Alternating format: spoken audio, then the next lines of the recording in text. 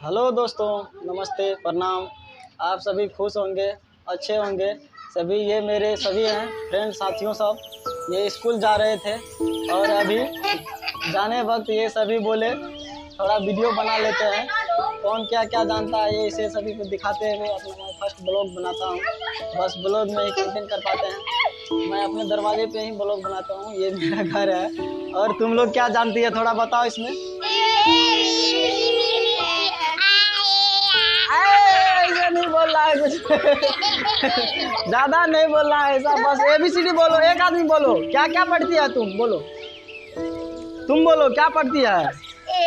ए और B और C, बस इतना ही। गिनती आता है? गिनती नहीं आता तुम लोग को?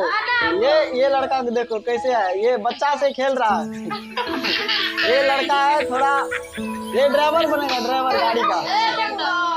ठीक है, अच्छा चलो तुम बताओ क्या पढ़ता है तुम? ABCD। तुम्हारा नाम क्या है? सैलाब। सैलाब नाम बोलो, बोलो सही से बोलो। अच्छा चलो, और इसी के साथ बनाते हैं अपना ये शूट कर रहे हैं। ब्लॉग टेंशन नहीं लेना है भाई, बस ऐसे ही ब्लॉग में क्या है ये वो इधर से उधर दिखाना पड़ता है। ये मेरा घर के सामने है, इधर देख लो ये कौन कौन सवार है उधर। ये रोड के किनारे है मेरा घर।